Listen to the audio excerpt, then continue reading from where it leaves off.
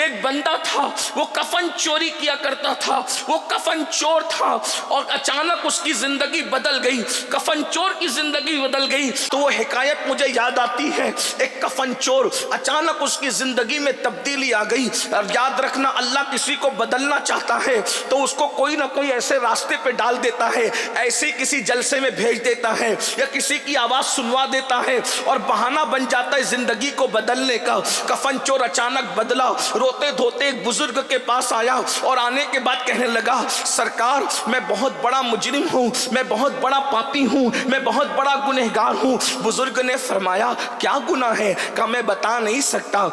اس نے کہا میں بتا نہیں سکتا۔ بزرگ نے ہمت بندھائی اور کہنے لگے کیا تیرا گناہ زمینوں سے بڑا ہے؟ اس نے کہا ہاں۔ کیا تیرا گناہ آسمانوں سے بڑا ہے؟ اس نے کہا ہاں۔ کیا تیرا گناہ اللہ کی رحمت سے بڑا ہے؟ وہ رو پڑا اور رو کر کہتا ہے اللہ والے، اللہ کی رحمت سے تو میرا گناہ کبھی بڑا نہیں ہو سکتا، لیکن توبہ کرنا چاہتا ہوں۔ بزرگ نے کہا پھر توبہ کر، لیکن یہ تو بتا آخر تو توبہ کیوں کر رہا ہے؟ توبہ کرنے کی وجہ کیا ہے؟ وہ کفن چور کہتا ہے حضور میں نے آج ہی 5 قبریں کھولی تھی اور 5 قبروں میں اللہ نے مجھے اپنی نشانی دکھائی، بس اسی نے میری زندگی کو بدل دیا۔ اب ان 5 قبروں کا حال سنیے اور گفتگو مکمل ہوتی ہے۔ وہ جوان کہتا ہے حضور میں نے جب پہلی قبر کھودی، جب میں پہلی قبر میں کھود رہا تھا تو میں نے جب پہلی قبر کھودی تو پہلی قبر کھودنے پر میں نے کیا منظر دیکھا کہ اللہ اکبر، وہ جو اندر مردہ ہے، اندر جو مردہ ہے اس کا حال یہ ہے کہ اللہ اکبر اس کا منہ قبلے سے پھرا ہوا ہے، یعنی اس کا چہرہ جو ہم مرتے وقت قبر میں لٹاتے ہیں تو چہرہ قبلے کی طرف کر دیتے ہیں۔ وہ کفن چور اپنے پیر سے کہتا ہے، اپنے مرشد سے کہتا ہے میں نے دیکھا کہ اللہ اکبر میت کا منہ قبلے سے پھرا ہوا ہے اور اس کا منہ سور اور بندر کی شکل اختیار کر گیا ہے، سور اور بندر کی شکل اختیار کر گیا ہے۔ اللہ اکبر جب میں نے یہ منظر دیکھا اور قبر میں آگ بھڑک رہی ہے، یہ منظر دیکھ کر میں کفن چرانے کی بجائے بھاگنے لگا تو غیب سے آواز آئی او بھاگنے والے کیا تو نہیں پوچھتا کہ یہ جو قبر کے اندر چہرہ قبلے سے پھرا ہے، سور اور بندر کی شکل قبر میں اس کی ہو گئی ہے اور چہرہ قبلے سے پھر گیا، قبر میں آگ بھڑک رہی ہے، اس کی کوئی وجہ تو ہوگی۔ اچانک آواز آئی سن لے یہ دنیا میں 2 گناہ کرتا تھا اس لیے قبلے سے چہرہ پھیر دیا گیا، منہ سور اور بندر کی طرح کر دیا گیا، قبر میں آگ بھڑکا دی گئی۔ اللہ اکبر آواز آتی ہے 2 گناہ یہ ہے، ایک تو یہ شراب پیتا تھا، دوسرا یہ زنا کرتا تھا، یہ اس کے 2 جرائم تھے۔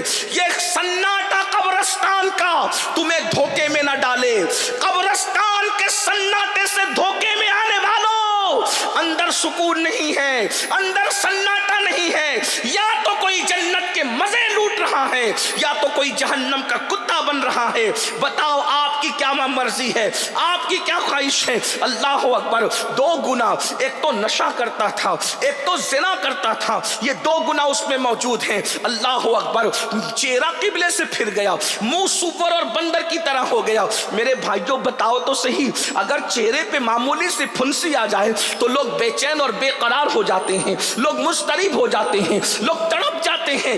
آج کاسمیٹک آئٹم پر اتنا خرچ کیا جا رہا ہے اتنا کسی پہ خرچ نہیں کیا جا رہا ہے۔ انسان کھانے کے معاملے میں ہلکی غذائیں لے رہا ہے لیکن کاسمیٹک آئٹم مہنگے خرید رہا ہے تاکہ وہ خوبصورت نظر آئے۔ دنیا کی خوبصورتی کے مت والو کیا تم یہ بھول گئے اللہ کے رسول علیہ السلام نے فرمایا جس نے دنیا میں نشہ کیا ہوگا جب وہ اپنی قبر سے اٹھے گا یا تو سور کی شکل لے کر اٹھے گا یا تو بندر کی شکل لے کر اٹھے گا۔ میری قوم کے جوانوں تمہارے نبی کا فرمان ہے، میرے نبی کا فرمان ہے، ڈر نہیں لگتا؟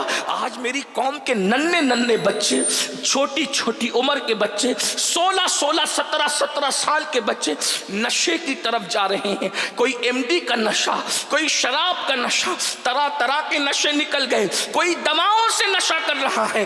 تو وہ کفن چور کہتا ہے اس کا منہ جو قبلے کی طرف پھرا تھا، मुंह सूअर और बंदर की शक्ल इख्तियार कर गया था। उसका जुर्म क्या था? नशा।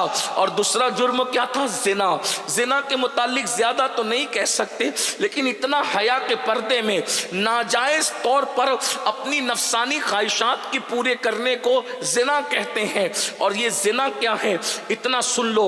हुजूर गरीब नवाज सरकार गरीब नवाज अपने मलफूजात में फरमाते हैं, गरीब नवाज कहते हैं जब कोई जिना करता है और जिना करने के बाद गुस्ल करता है तो गुस्ल के जितने कतरे उसके बदन से टपकते हैं, हर कतरे के बदले में एक एक साल का गुनाह उसके नामे आमाल में लिखा जाता है।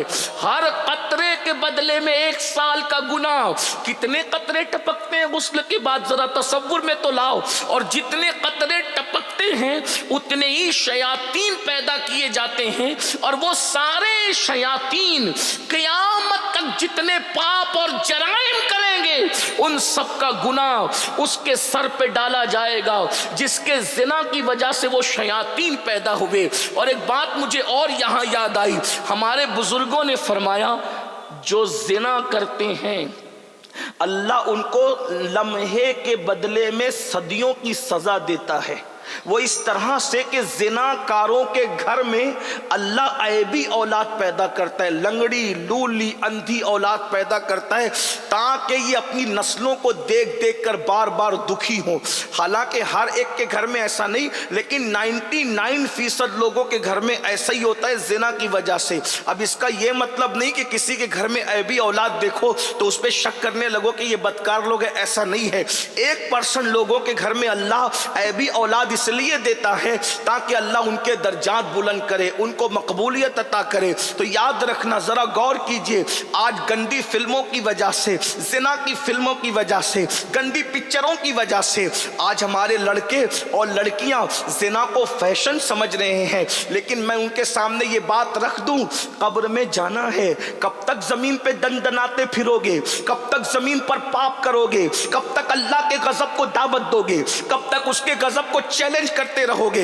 याद रखना, हदीस पाक में आता है अल्लाह के सच्चे रसूल सादिक व मज़दूक मुस्तफ़ा करीम रऊफ़ुर रहीम सल्लल्लाहु अलैहि वसल्लम फरमाते हैं जिना करने वालों को क़यामत के दिन जहन्नम की आग की कमीज पहनाई जाए। जहन्नम की आग की कमीज। अगर हम पर गीजर का किया हुआ गर्म पानी भी डाल दे तो हम बर्दाश्त नहीं कर सकते। और ये रसूलुल्लाह का फर्म, ये मौलवी साहब नहीं कह रहे, सियासी लीडर नहीं कह रहे, कोई मुकर्रिर का की बात नहीं है कि तुम हंस के टाल दो। जिना करने वालों के कान तक ये आवाज पहुंचे। हुजूर अलैहिस्सलाम ने फरमाया उनको क़यामत के दिन जहन्नम की आग की बनी हुई कमीज पहनाई जाएगी। और इतना ही नहीं, हदीस पाक में तो यहां तक आया जिस उज़्व से उन्होंने जिना किया होगा उस पर जहन्नम के हथौड़े बरसाए जाएंगे। इसी पे बस नहीं, सैयदुल मासूमीन काने हया जाने हया वजह तखलीक हया मुस्तफ़ा जाने रहमत ने यहां तक फरमाया जिना करने वालों की शर्मगाहों पर जहन्नम की आग दहकाई जाएगी। क्या बनेगा उन लोगों का? आज फिल्में देखकर जहां लड़के बुराई की तरफ आमादा है, वहीं पर लड़कियां भी बुराई की तरफ। इसको जिना को आज फैशन का नाम दिया जा रहा है, जिना को आज दोस्ती का नाम दिया जा रहा है। और सुन लो, जिना करने से 3 मुसीबतें पहले आती है। नंबर 1, रिस्क घटा दिया जाता है। नंबर 2, उम्र घटा दी जाती है। और नंबर 3, चेहरे पर लानत बरसती है, लानत। जाओ कितने ही कीमती क्रीम अपने चेहरों पे लगा लो, वो लानत का खात्मा कभी क्रीम नहीं कर सकता। और अगर अल्लाह से डर के कोई जिना छोड़ दे, जब दिल चमकेगा तो चेहरे भी चमकेंगे। और अल्लाह के खौफ से जो चेहरे चमकते हैं वो जमीन के ऊपर भी चमकते हैं, वो जनाजे के अंदर भी चमकते हैं, वो कब्र के अंदर भी चमकते हैं। और मैदान महशर में खुदा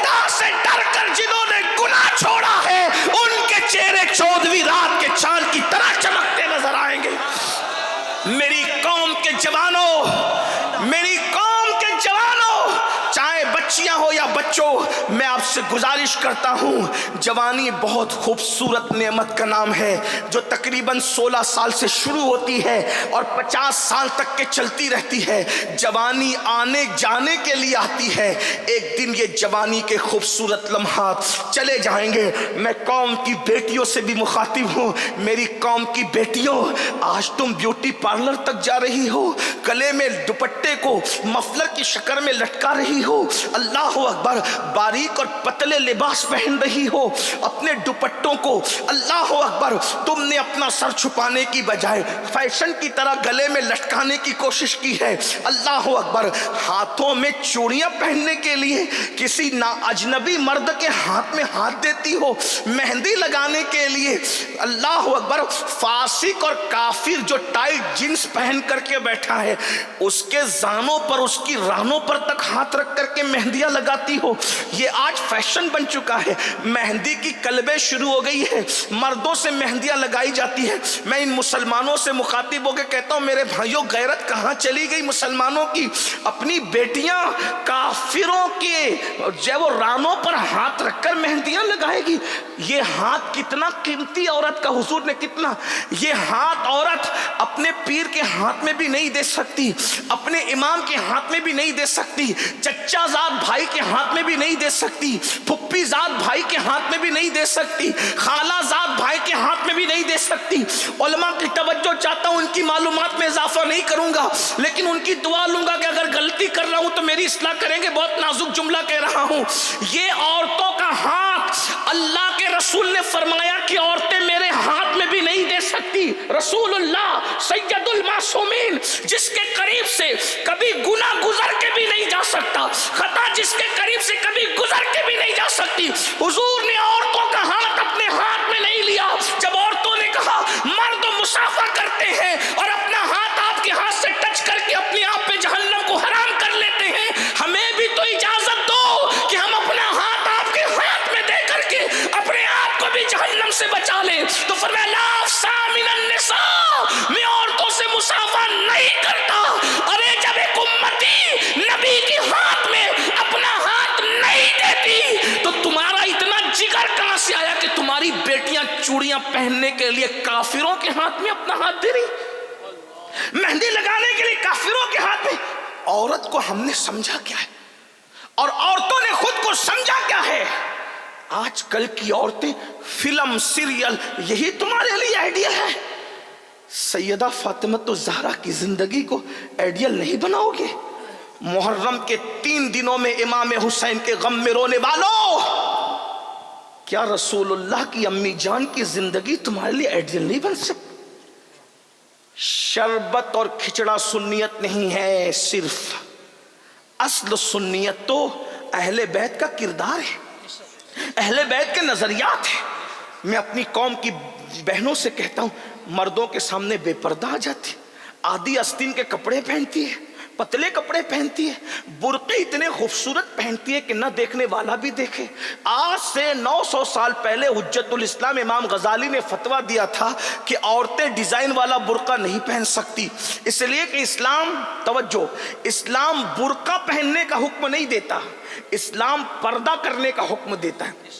اسلام نے برقعے کا حکم کبھی نہیں دیا، اسلام نے ہمیشہ پردے کا حکم دیا۔ وجہ اس لیے کہ ہر برقع پردہ بنے ضروری نہیں ہے، لیکن ہر پردہ برقعے کا کام ضرور کر جاتا ہے، اس لیے ہمارے اب پردے کا حکم ہے، برقعے کا حکم نہیں۔ 17 ہزار کے برقعے دبئی سے منگوا کر اپنی عزت نہیں بچا پا رہے ہو، اور سیدہ کائنات مخدومہ کائنات سیدہ فاطمہ الزہرا کی شان یہ ہے کہ دوپٹے پر 17 پیون لگے ہیں، اور غیرت کا عالم یہ ہے کہ سگا بیٹا بھی، سگا بیٹا سیدہ فاطمہ کے بال نہ دیکھ سکا۔ کسی نے امام حسین سے کہا حسین تیری ماں بہت نیک،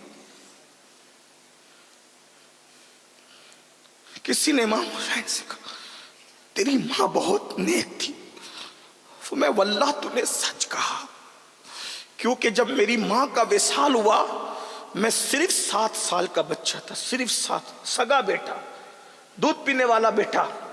امام کہتے ہیں جب میری ماں کا وصال ہوا میں صرف 7 سال کا تھا، उस 7 साल की उम्र में मैंने अपनी माँ को बगैर दुपट्टे के कभी नहीं देखा। मेरी माँ का दुपट्टा कभी सर से हटा हुआ मैंने नहीं देखा, यानी मैंने अपनी माँ के बाल कभी नहीं देखे। 7 साल का बेटा हुसैन जैसा शहजादा भी कह रहा है मैंने अपनी माँ के बाल सर के कभी नहीं देखे। मेरी माँ इतनी नेक थी कि 7 साल के बेटे ने भी उनके सर के बालों को नहीं देखा। और दुपट्टा क्या था? दुपट्टा क्या? पेवंदों का मजमुआ,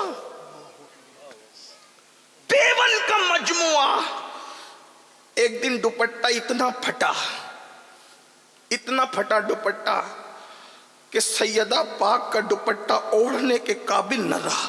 बहनों की तवज्जो, आप सबकी भी तवज्जो। क्या हम अहले बैत से मोहब्बत की बात करते? सिर्फ हाथ चूमना अहले बैत नहीं, मोहब्बत अहले, सिर्फ नारे हैदरी लगाना यही मोहब्बत अहले बैत नहीं। सिर्फ इमाम हुसैन के नाम पर चंद रसूमात अदा करना यही मोहब्बत। असल मोहब्बत अहले बैत तो उनके किरदार और उनके अकीदे और उनके नजरियात को अपनाना है। मैं अपनी बहनों की तवज्जो, हर शादी के अंदर औरतें मेकअप करके जा रही। मेरी बहनों, मेकअप करने की इजाजत है मगर शादी के लिए नहीं, शौहर के लिए। मेकअप करके वलीमे में जाने की इजाजत नहीं है, शौहर के लिए मेकअप करने की इजाजत है। मेकअप मना नहीं है। औरतें सज धज के बाजार में जा रही, जहन्नम में जाओगी। किसी का कुछ नहीं, मौलवी का तो कुछ नहीं बिगड़ने वाला, मौलवी तो अपनी जिम्मेदारी पूरी कर रहा है। आका फरमाते जो औरत सिर्फ खुशबू लगा के घर से निकलती है, आका इरशाद फरमाते हैं, और उसकी खुशबू लोगों को अपनी तरफ माइल करती है, ऐसी औरतें कयामत के दिन जानिया औरतों की हैसियत से उठाई जाएगी। बच्चियां कॉलेज में सज धज के जा रही है, संवर के जा रही है। मेरे आका फरमाते हैं जो औरतें सज धज के घर से निकलती है कि लोग उसको देखें, कयामत के दिन उसकी चमड़ी आग की कैंची से काटी जाए। मैं तो औरतों को देखता हूं तो मुझे इतना तरस आता है कि जो औरतें सिर्फ डांटने पे रो पड़े, ये अल्लाह का अजाब कैसे बर्दाश्त कर पाए। औरतें इतनी नाजुक मिजाज होती है डांटने पे। मैंने कई बार तजुर्बा किया कि कभी बदबू की जगह से गुजरना हो रहा है तो मर्द नॉर्मल चल रहे हैं, लेकिन बदबू औरतें इतनी नाजुक मिजाज होती है, अल्लाह इनकी नजाकत को और बढ़ा दे।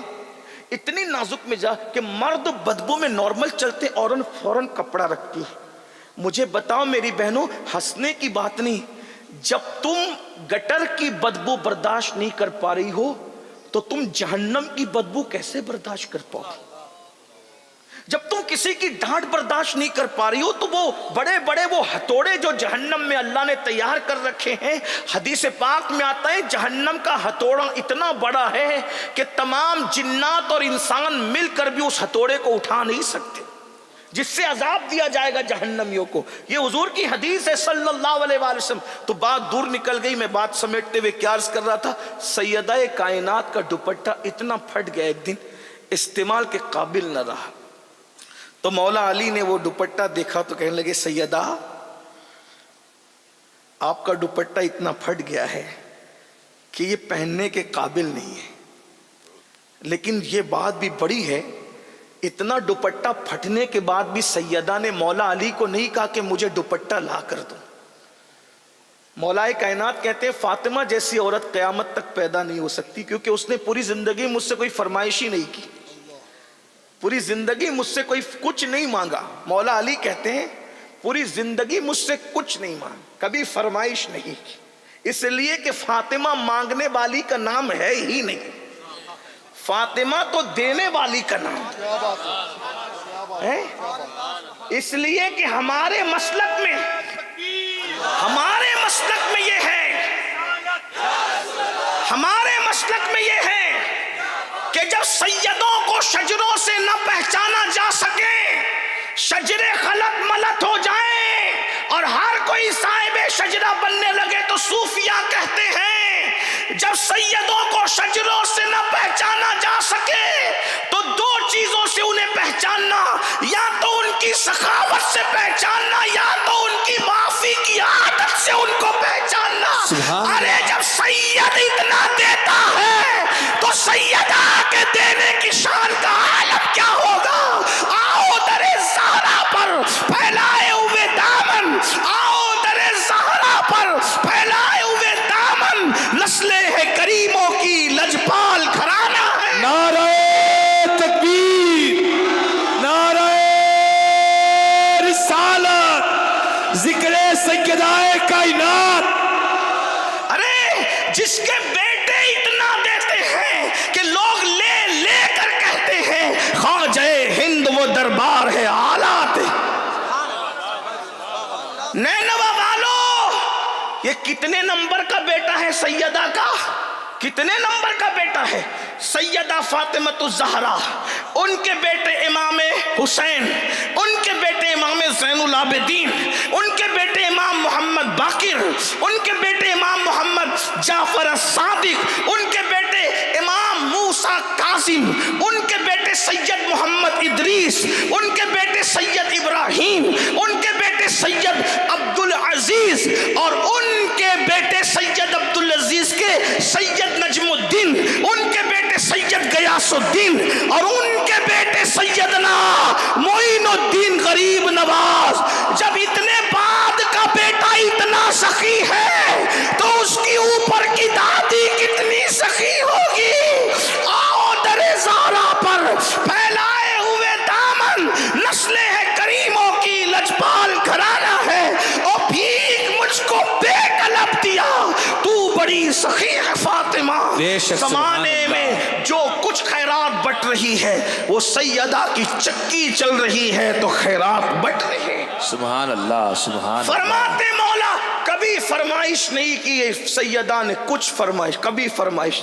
آج تو عورتوں کا حال یہ ہو گیا, ہر شادی پہ نیا ڈریس چاہیے. نہیں ہے, پڑوسن کو ملا مجھے بھی چاہیے, اس کو ملا. میری بہنوں, ڈریس اور زیور کے چکر میں تو تم تباہ ہو. آخرت کی فکر کرو. ڈریس تو نچنیوں کو اور زیور تو نچنیوں کو بھی مل جاتے, قبر کی فکر کب کرو گی. میں اپنی بہنوں سے مخاطب ہوں, قبر کی فکر کب کرو گی. فرمایا کبھی سیدہ نے فرمائش, بلکہ بات پہ بات نکلتی ہے. سہیل باپو نے ذکر چھیڑا سیدہ کا, تم بات پہ بات نکلی تو ایک بات مجھے یاد, اتنی بھی فرمائش کبھی نہیں کی کہ آج گھر میں آٹا نہیں, آج تیل نہیں ہے گھر میں, کبھی نہیں کی. اگر آپ سننا چاہتے ہیں تو اس طرف بات چلی گئی ہے تو میں اس طرف پیش کروں, آپ کو پتہ چلے گا. ضرور ضرور. مولائے کائنات جنگ میں مصروف تھے, جنگ کی مصروفیات تھی. توجہ عرض کر سکتا ہوں نا؟ جی جی. آپ تھک تو نہیں گئے نا؟ سردی میں مجھے ڈر لگتا ہے کہ میں نے جلدی گفتگو ختم کرنا. اس کی وجہ یہ ہے کہ حضور کی امت کا خیال کرنا ہم پہ لازم ہے. جب نماز مختصر کی جا سکتی ہے لوگوں کا خیال کر کے, اللہ, تو تقریر کیوں لمبی کریں. موسم اچھا ہوتا ہے تو پھر ہم بھی کھلتے ہیں, لیکن ٹھنڈی کا موسم ہے, بوڑھے بچے سبھی ہیں. بہرحال چلیں بات اب میں اینڈ کی طرف لے جاتے ہوئے کروں. مولا علی جنگ کے ماحول میں ہیں, جنگ کی مصروفیت ہے, اور جنگ کی مصروفیت میں اتنے بیزی ہو گئے. ظاہر سی بات ہے جنگ کی مصروفیت کوئی معمولی تو نہیں ہوتی نا, جنگ کی مصروفیت اور پھر مولا علی جنگجو آدمی, بہادر آدمی, ایسا بہادر کہ میرے آقا نے کہا لا فتح الا علی, سبحان لا اللہ, سیف الا ذوالفقار. علی کی اللہ. طرح بہادر کوئی جوان نہیں ہے اور ذوالفقار کی طرح کوئی تلوار نہیں. بے شک, بے شک. جس کی تلوار کی نبی جائے وہ سبحان اللہ تعریف کرے, اور جس کی بہادری کی پھر وہ بہادر تو پھر اتنے بہادر تھے مولا مشکل کشا, اتنے بہادر کہ اللہ اکبر. مولا مشکل کشا کا حال یہ کہ اگر کسی کے پیر پر پیر رکھ دے ہٹا نہیں سکتا بندہ. اللہ, بڑے بہادر تھے, بڑی بہادری تھی, اللہ نے بہت بہادری تھی. اتنے بہادر تھے مولا مشکل کشا پاک کہ 70 لوگ جس وزن کو نہ اٹھا سکتے تھے مولا کائنات اس کو ایک ہاتھ میں اکھاڑ لیتے. سبحان اللہ, اکھاڑا پھینکا. بہادری ان کا اپنا انداز تھا. اتنے بہادر تھے کہ جس کو جہنم تک پہنچاتے تھے ٹیڑھا ترچھا نہیں کاٹتے تھے, وہ برابر برابر کاٹتے. اللہ, یعنی اس میں بھی مولا علی حیدر. بہرحال تو مصروف رہے, اور مصروفیت میں تقریباً ہفتہ گزر گیا, ایک ہفتہ گزرا. اور ایک ہفتے کے بعد جب راحت ملی تو مولا پاک گھر میں آئے اور سکون سے بیٹھے تو سیدہ سے پوچھا کہ 7 دن کی مصروفیات تھوڑی کم ہوئی ہے تو دل چاہتا ہے کہ آج کچھ کھائیں، آج کچھ کھائیں، کیا پکایا تم نے؟ سیدہ نے کہا کہ 7 دن ہے، 7 دن سے گھر میں اللہ کی برکت ہے۔ سبحان اللہ۔ جواب دیکھیں ذرا، اچھے باپوں کی اچھی تربیت ایسے جملے نکالتی ہے۔ بے شک۔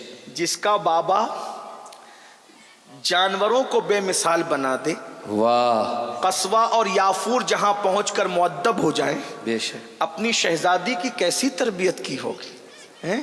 جس کی نگاہ انسان کو آسمان ہدایت کا تارا بنا دے، وہ نبی کا بدعہ، رسول اللہ کے جگر کا ٹکڑا، کیا شان کا مالک ہو۔ حضور کسی کو ایک بار گود میں لے لیں وہ بے مثال ہو جائیں۔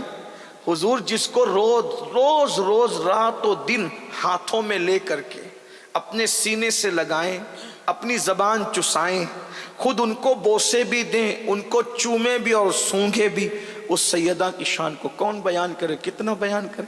لیکن جواب کیا خوبصورت ہے۔ آج کل تو عورتیں ناشکری، گھر میں یہ نہیں وہ نہیں، جب سے شادی ہوئی ہے میں کبھی خوش نہیں ہوں، یہ ہے وہ۔ ناشکرا پن مت کرو، یہ جہنم کی نشانی اور جہنمی ہونے کی نشانی ہے۔ سیکھو، دین سیکھو۔ 7 دن سے اگر کسی کے گھر میں چولہا نہیں جلا، وہ عورت کیسا ماں بھارت مچائے گی گھر میں۔ لیکن یہ سیدہ کی شان ہے، شوہر 7 دن کے بعد پوچھتا ہے تو کہا 7 دن سے گھر میں اللہ کی رحمت ہے۔ سمجھ گئے کچھ نہیں ہے، یعنی اللہ کی رحمت ہے، رحمتیں بس اللہ کی رحمت کے سوا اور کچھ نہیں۔ اچھا شہزادوں کا کیا؟ کا روزانہ بہلاتی تھی اور پانی پلا کر کے سلاتی۔ کربلا میں بھوک اسی لیے ڈگمگا نہ سکی کہ وہ پہلا اتفاق نہیں تھا بھوکے اور پیاسے رہنے کا، بچپنے سے تربیت ہو رہی تھی۔ بے شک، بے آپ شک۔ کیا سمجھتے ہیں رمضان شریف میں پہلا دوسرا روزہ لوگوں کو بھاری اس لیے پڑتا ہے کہ عادت نہیں ہوتی نا۔ جس کو عادت ہو اس کو بھوک اور پیاس کوئی اہمیت نہیں رکھتی۔ ہاں، اور پھر یہ بھی یاد رکھیں، لوگ کہتے ہیں علی اکبر کا جنازہ اور علی اصغر کا جنازہ اٹھاتے ہوئے کیوں نہیں لرزے؟ میں نے کہا جو اپنے باپ علی کی شہادت دیکھ چکا تھا وہ اپنے بیٹے کی شہادت پر کیسے ہل جاتا؟ اس لیے کہ جس کو باپ کی شہادت نہ ہلا سکی اسے بیٹے کی شہادت کیسے ہلا سکتی؟ بے شک۔ یہ مزاج دیا گیا، مزاج دیا گیا۔ بہرحال تو بچوں کو بہلاتی رہی، سلاتی رہی، پانی پلا پلا کر 7 دن ہوئے۔ اچھا اب تو رات بھی بہت ہو گئی ہے سیدہ، سن لیں یہ گھر ہے ان کا، اب تو رات بھی بہت ہو گئی ہے سیدہ، اب تو ایک کام کرتا ہوں، میں باہر جاتا ہوں، دعا کرو کچھ کام مل جائے تاکہ میں کم سے کم 2 درہم کما سکوں۔ مولا علی مانگنے نہیں جا رہے، قرضہ مانگ لو، اس سے لے لو، اس سے نہیں نہیں نہیں نہیں۔ وہاں بھی ہے کہ چلو میں ذرا دیکھتا ہوں کچھ کام دھام کر لیتا ہوں۔ باہر نکلے تو دیکھا کہ مدینہ منورہ میں کوئی قافلہ آیا ہوا ہے اور وہ اپنا مال اتار رہے ہیں۔ مولا علی پہنچے اور پہنچ کے کہنے لگے کہ میں تمہارا سامان اتار دوں، کتنا دو گے اس کے بدلے میں؟ کہا کہ اگر اے جوان، وہ پہچان نہیں سکے، اے جوان اگر تو نے ہمارا سامان اتار دیا ہم تجھے 2 درہم دیں گے۔ اچھا ٹھیک ہے، فٹافٹ سامان اتار دیا، اس میں گھنٹوں بیت گئے، اتنا سامان اتارا۔ 2 درہم انہوں نے دیا، 1 درہم کا کسی کے دروازے پر گئے، دستک دی، اور 1 درہم کا آپ نے سامان خریدا، آٹا واٹا جو بھی تھا، اور 1 درہم الگ سے رکھ لیا تاکہ ایک صبح کسی فقیر کو صدقہ کریں گے۔ 2 کمایا، اس میں سے بھی ایک صدقہ کرنا ہے، اور 1 لیا، لائے۔ اتنے ٹائم میں سیدہ نے چولہا جلایا۔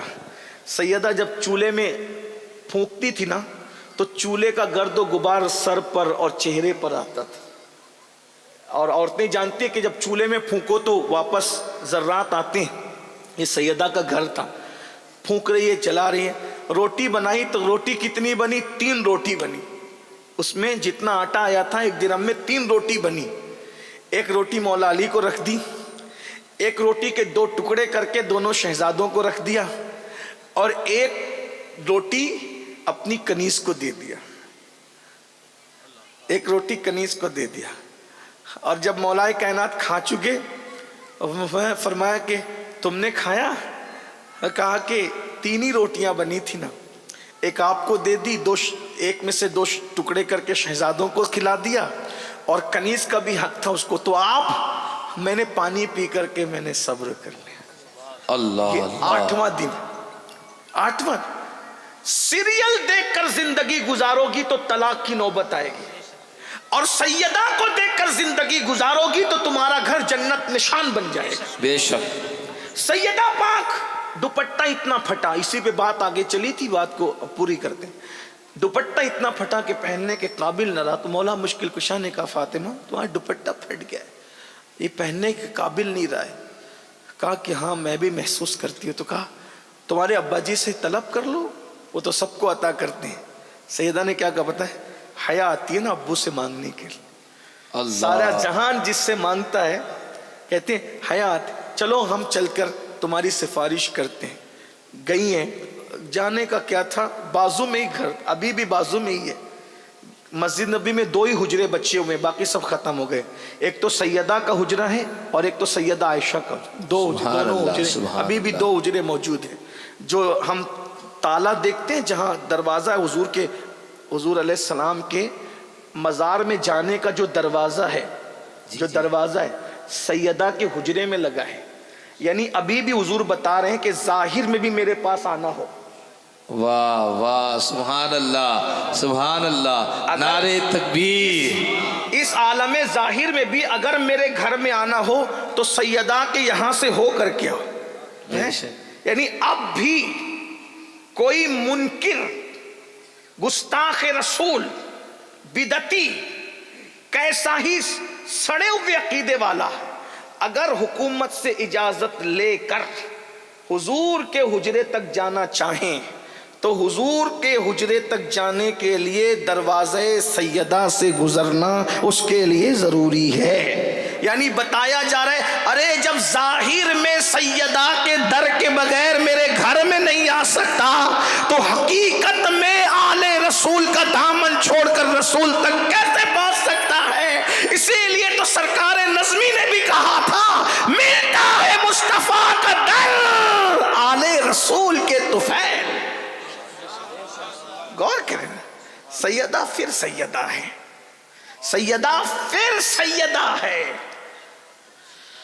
حضور کے پاس آنے کے بعد مولا نے کہا آقا فاطمہ الزہرا کا دوپٹہ اتنا پھٹ گیا ہے کہ پہننے کے قابل نہیں.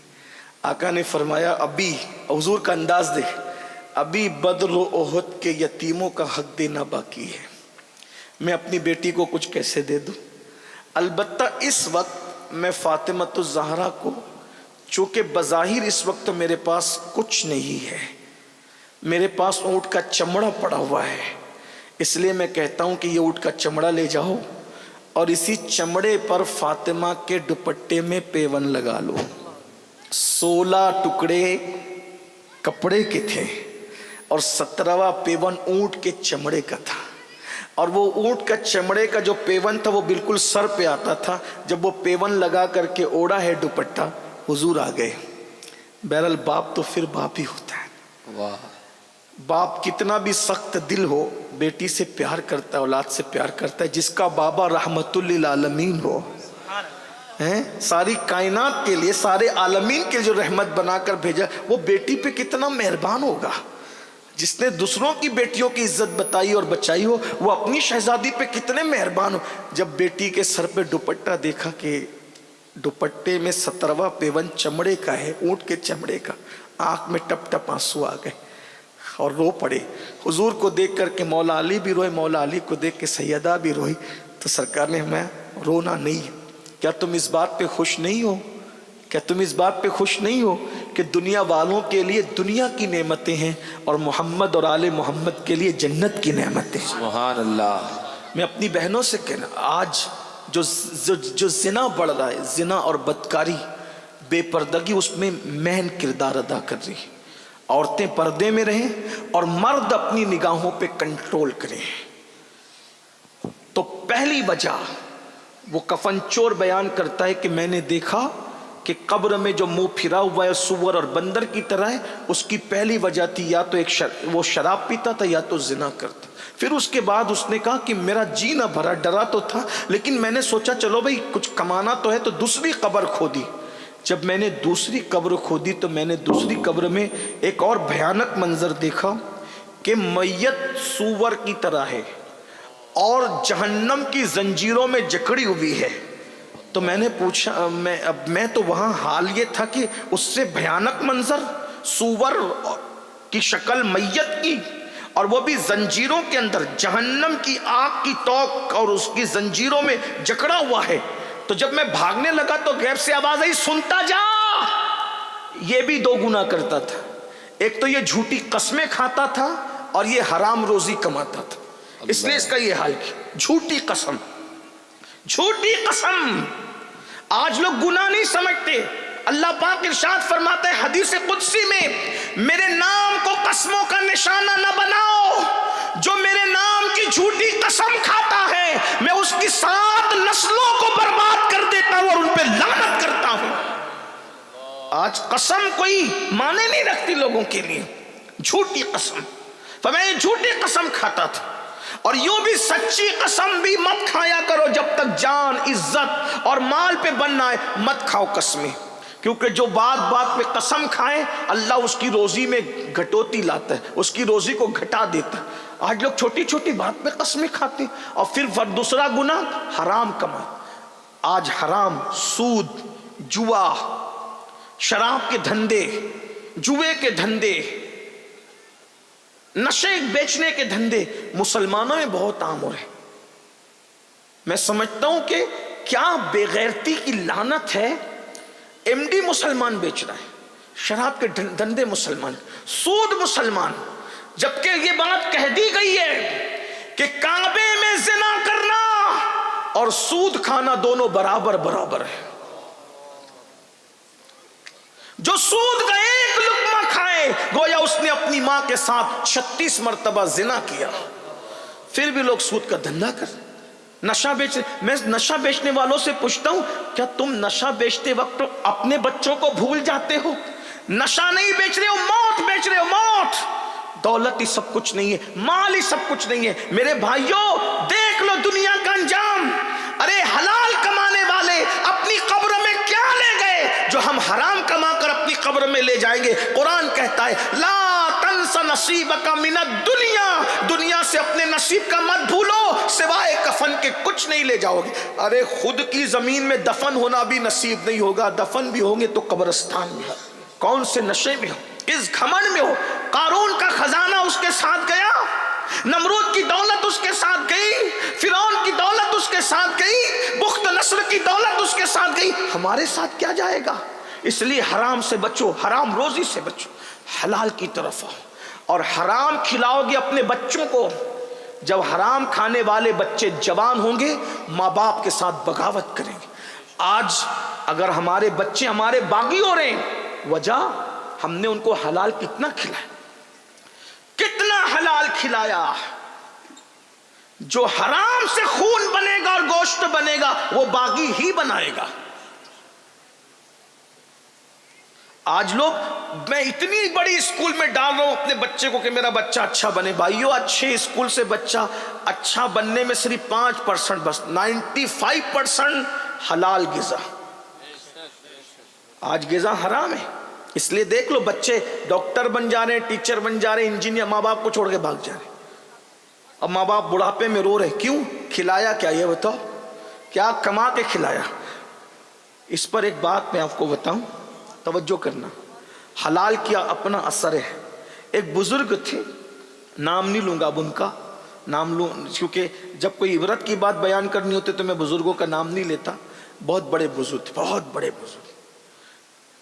उनका शुमार गौस पाक के और गरीब नवाज के भी पीरों में होता है, पीरों के पीरों में होता है। उनका बेटा थोड़ी मस्ती करता। ایک مرتبہ مستی میں ان کے بیٹے نے ایک بیشتی سمجھتے ہیں بیشتی، پانی جو بیچتے ہیں، صبح صبح اس کے مشکیزے پہ تیر چلا دیا، اس کا پورا پانی بہہ گیا، مشکیزہ بھی پھٹ گیا۔ غریب آدمی کے لیے مشکیزہ بہت بڑی چیز تھی، پانی پورا گر گیا، مشکیزہ پھٹ گیا۔ وہ روتے ہوئے حضرت کے پاس آیا، حضرت پورے بصرہ میں آپ کا نام ہے، شان ہے، عزت ہے، مقام ہے، بلندی ہے، یہ آپ کے بچے نے میرا مشکیزہ پھاڑ ڈالا۔ آپ نے فوراً پیسے دیے، خادم کو مشکیزہ منگایا نیا، پرانا مشکیزہ بھی درست کروایا، دونوں مشکیزے دیے، حلوہ منگایا، حلوہ کھلایا، کہا بیٹا جاؤ۔ اس نے کہا پرانا بھی درست کر کے دے دیا، نیا بھی دے دیا، حلوہ کیوں؟ کہا حلوہ جو ہے نا وہ ٹوٹے ہوئے دل کو راحت بخشتا ہے، اس لیے میں نے حلوہ کی طرح، میرے بچے نے تیر چلایا، مشکیزہ پھٹا تو تیرا دل تو ٹوٹا ہوگا نا، اس لیے جو وہ میں نے دل کو راحت دینے کے لیے حلوہ کھلایا، جو پرانا بھی لے جا، نیا بھی لے جا، جا اللہ تجھے برکت دے۔ اب بچے کو کچھ نہیں کہا بزرگ نے، یاد ہم تو بچے شرارت کرتے تو انہی کو پیٹتے رہتے، ان کو پیٹنے والوں کبھی اپنے آپ کو بھی پیٹو، کبھی اپنی قسمت کو، اپنی تقدیر پہ بھی غور کرو نا، اپنی کرتوت پر بھی غور کرو۔ بچے کو کچھ نہیں کہا، گھر میں آئے، بیوی کو کہا فرما بردار بیوی بتاؤ جب یہ تمہارے پیٹ میں تھا تو تم نے کیا کیا کھایا تھا، لقمہ تمہارا کیسا تھا، یہ بتاؤ۔ حضور میں نے تو حلال کے سوا کچھ نہیں کہا۔ میں تمہیں مہلت دیتا ہوں، سچ بتانا ورنہ سزا ملے گی۔ بہت غور کیا، جب جان پہ بن آئی، پریشان ہوئی تو بہت غور کیا، کہا حضور بات یاد آ گئی، غلطی ہوئی، بہت بڑی غلطی۔ کہا کیا؟ کہا بصرہ سے کچھ تاجر جا رہے تھے، ان لوگوں نے سوچا کہ ہم اپنا مال کہیں اور رکھیں گے تو لوگ خیانت کریں گے، تو انہوں نے کیا کیا، اپنا سامان اپنے گھر میں رکھا، اور اس سامان کے اندر انگور کا ٹوکرا تھا، اور یہ بچہ میرے پیٹ میں تھا، تو انگور کی خوشبو اتنی آ رہی تھی، میرا دل چاہ رہا تھا کہ انگور کھاؤں، اور آدھی رات ہو چکی تھی، اجازت لے نہیں سکتی تھی، اگر بغیر اجازت انگور کھاتی تو حرام ہوتا، تو میں نے کیا کیا، لذت بھی مل جائے، چوری بھی نہ ہو، تو میں نے سوئی لی، اور سوئی لے کر انگور میں چبویا، اور سوئی کے ناکے پر جو پانی آیا انگور کا، وہ میں نے چوس کر اس کی لذت لے لی۔ کہا یہ اسی کی نحوست ہے کہ تو نے اتنا حرام کھایا نا، یہ بیٹا اسی لیے بدماش اور شرارتی پیدا ہوا۔ اتنے بڑے ولی کی بیوی اگر انگور کا رس سوئی کے ناکے پہ انگور کا رس کتنا آتا ہے، جب وہ چوس لے تو حال یہ ہوتا ہے کہ بچہ بدماش اور شرارتی پیدا ہوتا ہے، جو قرضہ لے کر کھا رہے ہیں، ادا نہیں کر رہے ہیں، پورا ہڑپ کر جا رہے ہیں، بھائیوں کا حصہ نہیں دے رہے ہیں، بہنوں کا حصہ دبا لے رہے ہیں، موبائل چوری کر کے کھا رہے ہیں، سود کے پیسے کھا رہے ہیں، حرام کے پیسے کھا رہے ہیں، دادا گیری کر کے بھتہ وصول کر رہے ہیں، ان کی اولادوں کا کیا ہوگا؟ اگر اپنی نسلوں کو بگاڑنے سے بچنا ہے، حلال۔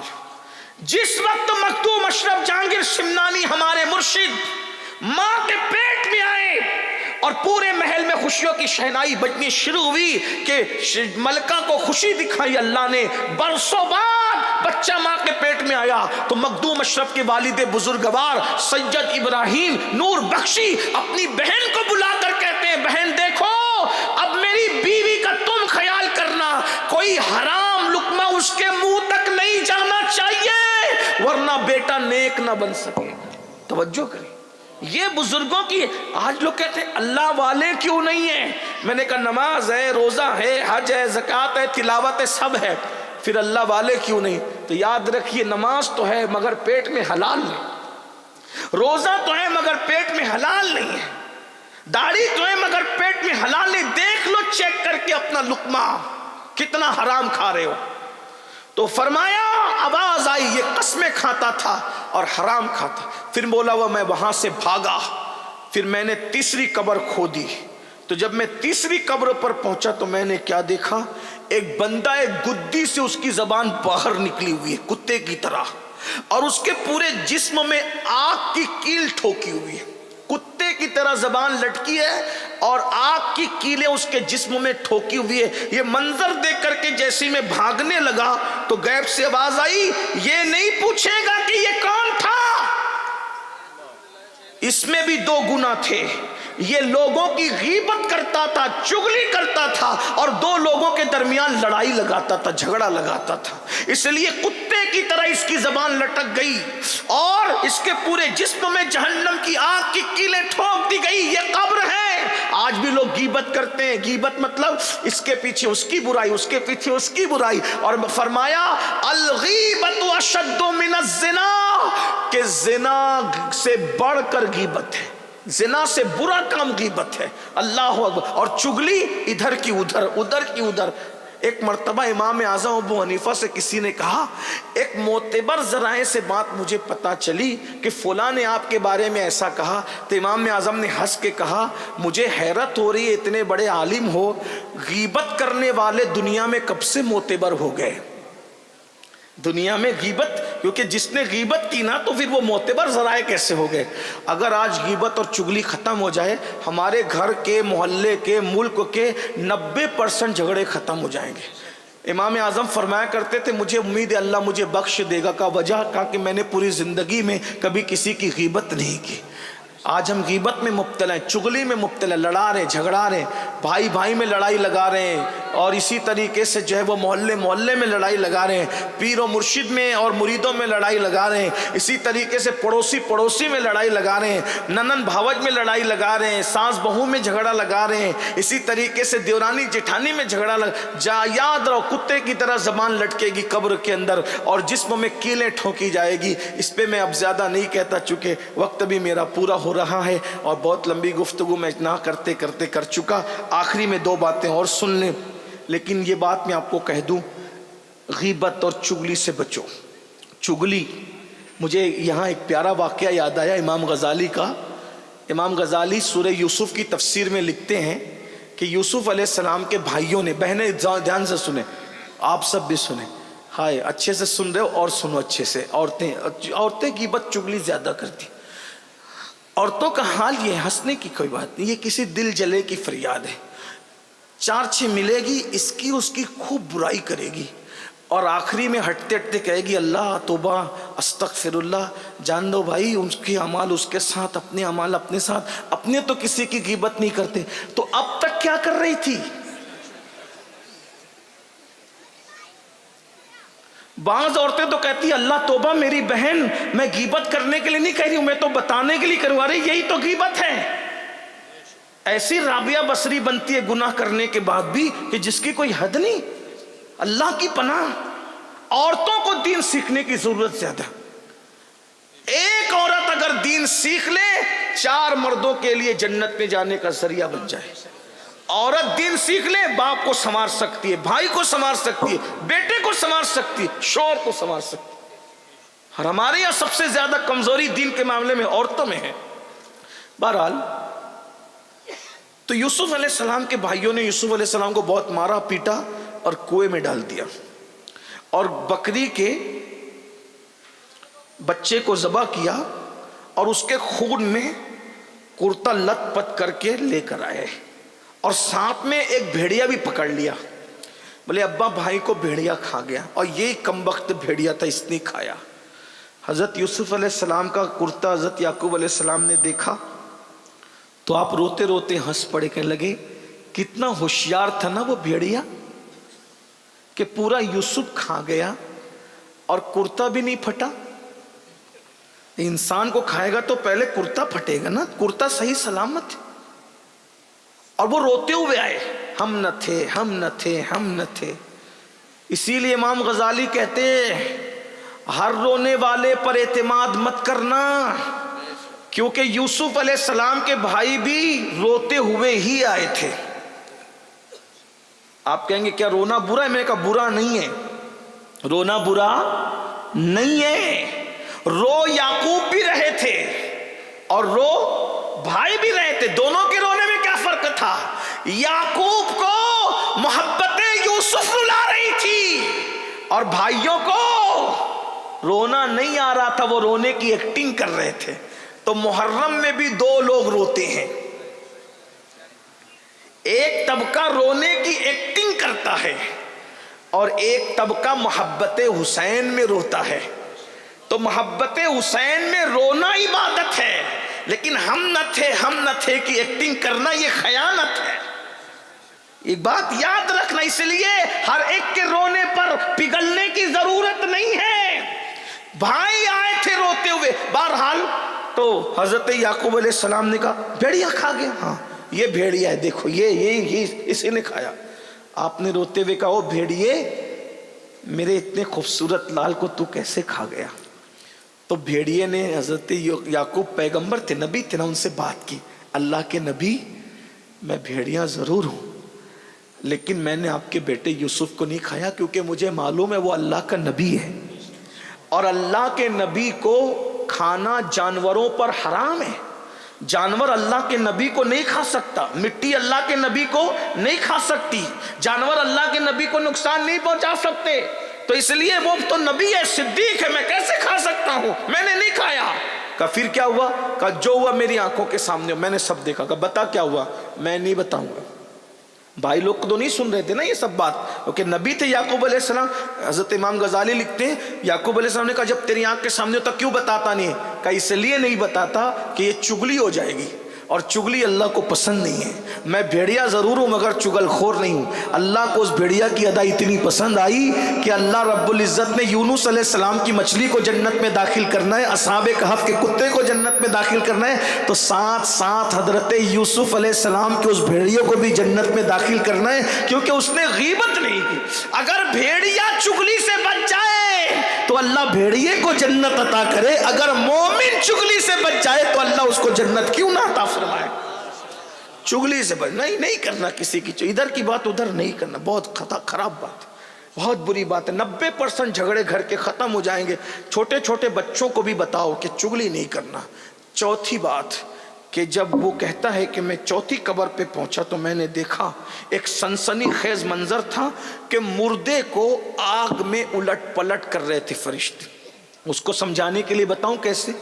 جیسے مرغی تندوری بھونتے ہیں تو کیسے اس کو پلٹتے ہیں، سمجھانے کے لیے کہہ رہا ہوں، یہ ہنسنے کی کوئی بات نہیں. تو ایسے اس کو مردے کو آگ میں وہ تپا رہے، جہنم کی آگ میں الٹ پلٹ کر رہے تھے اور اس کو آگ کے گوزوں سے مار رہے تھے. مجھ پر اتنی دہشت طاری ہوئی کہ میں برداشت نہ کر سکا اور میں قبرستان سے نکل کر کے بھاگا. تو غیب سے آواز آئی سن لے، یہ وہ کمبخت ہے جو نماز نہیں پڑھتا، اسی لیے اس کو قبر میں آگ پہ، جہنم کی آگ پہ. آپ تو سوچ رہے ادھر کہ مست مزے سے قبر میں سو رہے، مست مزے سے نہیں. اللہ کے رسول علیہ السلام فرماتے ہیں جب بے نمازی مرتا ہے تو اس کی قبر میں اللہ تبارک و تعالیٰ ایک گنجا سانپ مسلط کرتا ہے جس کا نام شجاع الاقرع ہے، اور وہ اس کے جو ناخن ہے وہ لوہے کے، اور وہ جس کو ایک بار ڈسے 1000 سال تک کے اس کے اندر زہر گھومتا رہے اور اس کی ہڈی ٹکڑے ٹکڑے ہو جائے. شجاع الاقرع. اور جب کوئی بے نمازی ہوتا ہے تو وہ اس کو ایک بار نہیں ڈستا، فجر نہیں پڑی تھی تو ظہر تک، ظہر نہیں پڑی تھی تو عصر تک، عصر نہیں پڑی تھی تو مغرب تک، اور مغرب نہیں پڑی تھی تو عشاء تک، اور عشاء نہیں پڑی تھی تو فجر تک اس کو ڈستا رہتا ہے. اور وہ کہتا ہے میرا نام شجاع الاقرع ہے، اے نماز نہ پڑھنے والے، قیامت تک میں تجھے اسی طرح ڈستا رہوں گا. آج ایک وقت کی نماز کے لیے صرف 10 منٹ کا ٹائم لگتا ہے. 10 منٹ کیوں نہیں نکالتے؟ 10 منٹ گیم کے لیے وقت نکالا، فلموں کے لیے وقت نکالا، دوستوں کے لیے وقت نکالا، سب کے لیے. مرتے وقت سب سے زیادہ تکلیف بے نمازی کو ہوتی. جہنم میں سب سے دردناک عذاب بے نمازی کو دیا جائے گا. بلکہ یہاں تک میرے آقا فرماتے ہیں جو جان بوجھ کر نماز چھوڑ دے قیامت کے دن اس کے ساتھ میرا کوئی وعدہ نہیں ہے. پھر وہ کہتا ہے میں تو بھاگ رہا تھا لیکن میں نے سوچا ایک قبر اور کھود لوں، ہو سکتا ہے کچھ کام بن جائے. جب میں نے 5ویں قبر کھولی تو میں نے کیا دیکھا کہ قبر تا حد نگاہ کشادہ تھی. اس میں باغ تھے، نہریں تھی، اور ایک خوبصورت جوان سفید کپڑے پہن کر کے ایک دم خوشی خوشی تخت پہ بیٹھا ہوا تھا. وہ 2 گز زمین نہیں ہے، اس کے اندر بہت کچھ ہے. یہ ہماری آنکھوں کا قصور ہے کہ نہیں دیکھ پاتے. آپ تو کہیں گے یہ امین القادری کیا کہہ رہا ہے کہ قیامت تک وہ سانپ ڈسے گا، ہم تو 6 مہینے میں قبر پلٹی کر دیتے. اور تیری قبر کی پلٹی کچھ بھی ہو، یہ میرا اللہ ہے، تجھے دکھتا کچھ اور ہے، ہوتا کچھ اور ہے. اگر اللہ عذاب دکھا دینا تو دنیا ختم ہو جائے. تو اللہ عذاب سب کو دکھاتا نہیں، وہ اللہ والوں کو دکھاتا ہے یا جس کو چاہتا ہے دکھاتا ہے. سب نہیں دیکھ سکتے عذاب. تو قبر پلٹی ہو جائے پھر بھی اس میں عذاب ہوگا، تمہیں دکھ نہیں رہا ہے. کہ کیوں نہیں دکھ رہا ہے؟ میں نے کہا میرے بھائی ہم تو اتنے اندھے ہیں کہ پوری زندگی کبھی خود کا چہرہ نہ دیکھ سکے. کبھی دیکھا اپنا چہرہ؟ دیکھا؟ بغیر آئینے کے، بغیر سبب کے اپنا چہرہ کبھی نظر آیا؟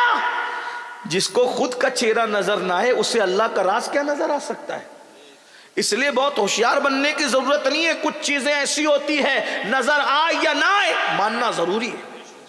کچھ ڈیڑھ ہوشیار ہوتے ہیں. ایک مرتبہ امام جعفر صادق تقریر کر رہے تھے، اللہ ہے نظر نہیں آتا. ایک ڈیڑھ ہوشیار ہے کہ جو نظر نہیں آتا میں اس کو نہیں مانتا. وہاں امام جعفر صادق کا ایک دیوانہ تھا جس کو بہلول کہتے. بہلول بہلول بہلول کا مطلب کیا ہوتا ہے؟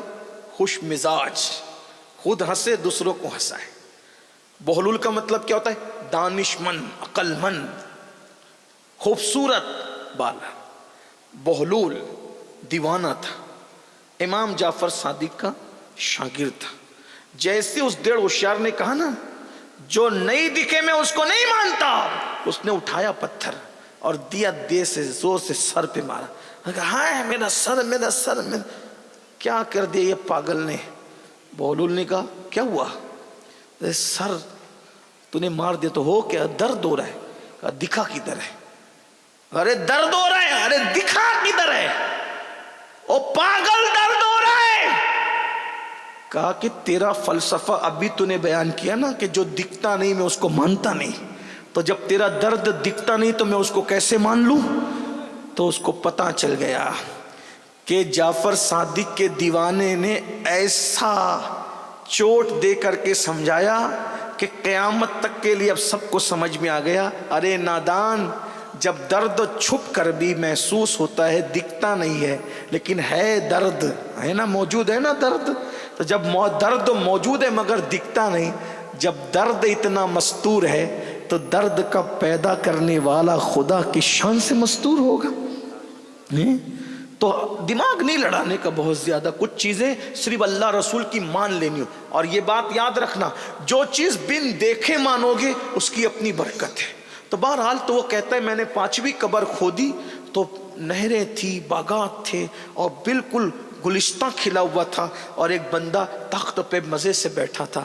میں وہ منظر دیکھ کر مسرور ہوا لیکن اس کی ہیبت بھی مجھے جو وہ بھگانے کے لیے آمادہ ہوئی. تو میں ادھر سے بھاگنے لگا تو مجھ سے آواز آئی غیب سے، کہا ارے اس کو نہیں پوچھتا کہ یہ قبر میں اس شان سے کیوں ہے؟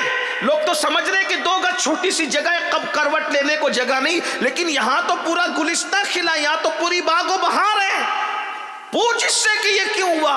تو خود ہی غیب سے آواز آئی، یہ وہ خوش نصیب ہے جس نے جوانی میں اللہ کی بارگاہ میں توبہ کر لی تھی، اس لیے اللہ نے اس کو یہ مقام عطا فرمایا. یہ جوانی میں توبہ کا انعام ہے. بڑھاپے میں تو بھیڑیے بھی سدھر جاتے. جب کسی کے کام نہیں آتے تو پھر ہاتھ میں تسبیح لینا اور بغل میں مصلی، پھر وہ مزہ نہیں رہتا. اگر سدھرنا ہے تو جوانی میں سدھرو، سنورنا ہے تو تاش کے پتے چھوڑ دو، جوا چھوڑ دو، شراب چھوڑ دو، اللہ کی بارگاہ میں توبہ کر لو. کیونکہ حدیث پاک میں آتا ہے اللہ فرماتا ہے جو جوان جوانی میں توبہ کرے میں اس کو اپنا محبوب بندہ بنا لیتا ہوں. ایک حدیث میں یہاں تک آیا کہ جب کوئی بندہ جوانی میں توبہ کرتا ہے تو اللہ 40 دن تک آسمان میں نور کی قندیلیں روشن فرماتا ہے اور فرشتے ایک دوسرے سے کہتے ہیں جوان نے توبہ کی ہے، جوان نے توبہ کی ہے، جوان نے توبہ کی ہے. اس خوشی میں نور کی قندیلیں روشن کی گئی ہے. اور ایک بات یہ بھی یاد رکھنا، جوانی کی توبہ اللہ کا مقبول بندہ بنا دیتی ہے.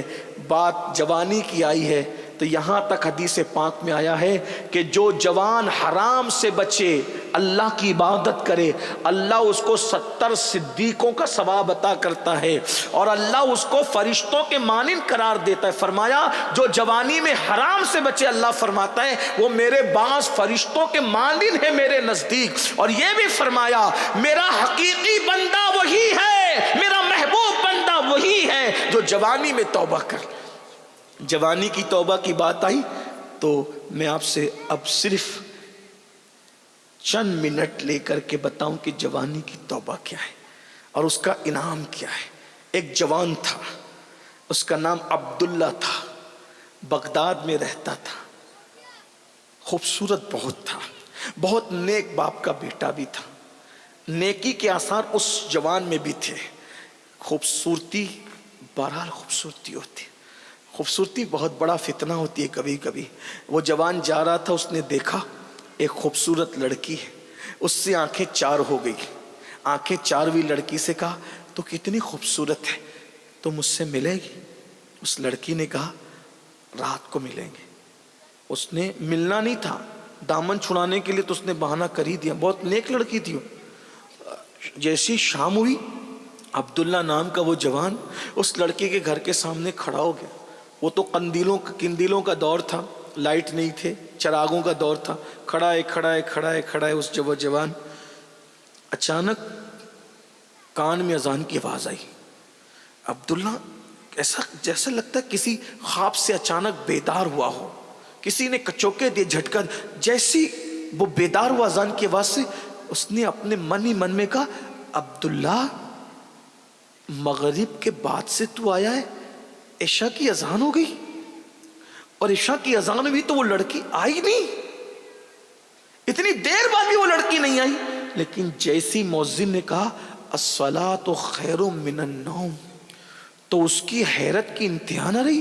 میں مغرب سے عشاء تک نہیں کھڑا رہا، میں تو مغرب سے فجر تک کھڑا رہا۔ فجر ہو گئی، وہ ظالم حسن کی ملکہ دھوکہ دے گئی، اس کو نہ آنا تھا نہ وہ آئی۔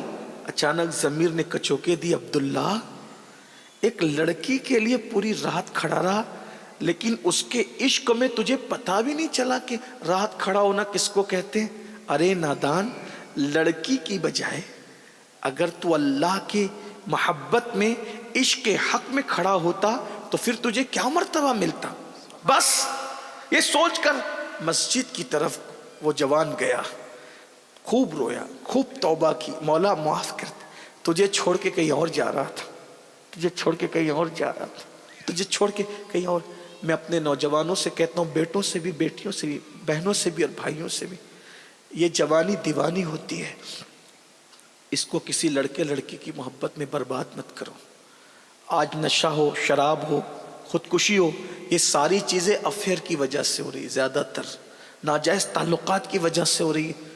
یاد رکھنا، اگر دل ہی لگانا ہے تو اس سے کیوں دل نہیں لگاتے جو اللہ کا محبوب ہے؟ دھوکے بازوں سے کیوں دل لگاتے؟ کیوں کسی کے چکر میں ہو؟ اسلام اس کی اجازت نہیں دیتا۔ وہ نوجوان خوب رویا، خوب رویا، خوب توبہ کی، نماز پڑھی، سورج نکل آیا، اشراق پڑھی، خوب رویا، اللہ کو منایا، چاشت پڑھی، مولا اب کبھی نہیں جاؤں گا اس طرف، گناہ کی طرف نہیں جاؤں گا، برائی کی طرف نہیں جاؤں گا۔ چاشت کے بعد جب سورج چڑھ گیا تو عبداللہ اپنے گھر کی طرف جانے لگا، تو عبداللہ نے کیا دیکھا کہ سر پر بادل سایہ کر رہے۔ مسجد سے بڑے میاں بھی نکلے تھے، تو بڑے میاں کو عبداللہ نے کہا اللہ والے، اے اللہ والے۔ بڑے میاں نے عبداللہ کو کہا اللہ والے، تو کتنا اللہ والے، تیرے سر پہ بادل سگا۔ بابا رات کیسے گزری وہ تو ہم جانتے ہیں، ہم کوئی اللہ والے نہیں ہیں اس اعتبار سے جس اعتبار سے آپ کہہ رہے ہیں، ہم کوئی اللہ کے مقرب نہیں ہیں اس اعتبار سے جس کو اللہ والا کہا جاتا ہے، ہم تو گنہگار ہیں، رات کیسے گزری ہم جانتے ہیں، آپ اللہ والے ہیں بابا۔ بڑے میاں خوش ہو گئے، لیکن جب دونوں کا رستہ بدلا تو بادل کا سایہ عبداللہ کے سر پہ تھا، بڑے میاں کے سر پہ نہیں تھا۔ بعد عبداللہ رو پڑے، روتے کا مولا میں نے توبہ کی تو تو نے میری کتنی عزت بڑھائی کہ بادل میرے سر پہ سایہ کرتا ہے، اب کبھی برائی کی طرف نہیں جاؤں گا، نیک بنوں گا، پوری زندگی تیری راہ میں گزار دوں گا۔ اور جب نیکی بن رہا ہوں تو عالم بن جاؤں، مفتی بن جاؤں، فقی بن جاؤں، کوئی اچھا استاد تلاش کر لوں۔ استاد ڈھونڈنے نکلے، نصیبے نے یاوری کی، اور وہ عبداللہ استاد ڈھونڈتے ڈھونڈتے اس کے دروازے پہ پہنچ گئے جسے دنیا امام الائمہ، سراج الامہ، کاشف الغمہ، کروڑوں اربوں خربوں حنفیوں کے امام اعظم ابو حنیفہ کی شاگردی نصیب ہو گئی۔ اور وہ عبداللہ نے اتنا پڑھا کہ اس عبداللہ کو علم حدیث کی وجہ سے لوگوں نے امیر المومنین فی الحدیث کا، فقہ اتنا پڑھا، امام الفقہا کہا، تصوف اتنا پڑھا، شیخ المشائخ کہا۔ اور اسی عبداللہ کو دنیا عبداللہ ابن مبارک کے نام سے جانتی ہے۔ امام اعظم کہا کرتے تھے اگر قیامت میں اللہ مجھ سے پوچھے گا اے نعمان میرے لیے کیا تحفہ لایا ہے، تو میں عبداللہ ابن مبارک کو پیش کر دوں گا، اسی کے ذریعے میری مغفرت ہو جائے گی۔ دیکھو جوانی کی توبہ نے کہاں تک پہنچایا۔ امام بخاری کے دادا استاد ہیں عبداللہ ابن مبارک، امام اعظم کے شاگرد ہیں یہ، صوفیہ کے بھی استاد ہیں یہ وہ بزرگ ہیں۔ فضیل بن عیاض کا نام سنتے ہیں، اللہ اکبر، ان کے بھی استاد عبداللہ ابن مبارک۔ تو یاد رکھیے جوانی میں توبہ کرو گے اس کا انعام یہ ملے گا۔ بڑھاپے میں ٹھیک ہے توبہ، میں کسی کو مایوس نہیں کرتا، لیکن جوانی میں نیکی کے جذبات بھی جوان ہوتے ہیں، برائیوں کے جذبات بھی جوان ہوتے ہیں۔ آؤ سب مل کے توبہ کریں اللہ کی بارگاہ میں۔ توبہ کرتے ہو؟ پہلے بتاؤ کون کون توبہ کرتا ہے، ہاتھ اٹھا۔ سب کر، ایسے نہیں، اچھے سے اٹھاؤ۔ اچھے کام کے لیے ہاتھ اٹھانا اچھی بات ہے، سب اٹھائے رکھو نا بھائی، زبردستی نہیں ہے، جسے کرنا ہے وہی۔ جو توبہ کرتا ہے وہ اللہ والا بن جائے، اللہ کا محبوب بن جائے۔ مردوں کو کہا تھا لیکن عورتوں کے جذبات کتنے ہیں دیکھیے کہ خواتین نے بھی اٹھایا، اللہ ان کے بھی ہاتھ اٹھانے کی لاجم۔ بولو آج سے توبہ کرتے ہو؟ نماز چھوٹے گی آج سے؟ بولو نماز چھوڑو گے؟ نہیں چھوڑو گے نا انشاءاللہ؟ اٹھا کے رکھیں آج ذرا، ہم بھی دیکھیں فرشتوں گواہ بنائیں۔ نماز چھوٹے گی آج سے؟ جو عشاء پڑھ کے نہیں ہے پہلے عشاء پڑھیں گے، فجر بھی پڑھیں گے انشاءاللہ، حرام سے بھی بچیں گے، غیبت چگلی سے بھی بچیں گے۔ بولیے استغفر اللہ ربی من کل ذنب واتوب الیہ وما علینا الا البلاغ۔ السلام علیکم۔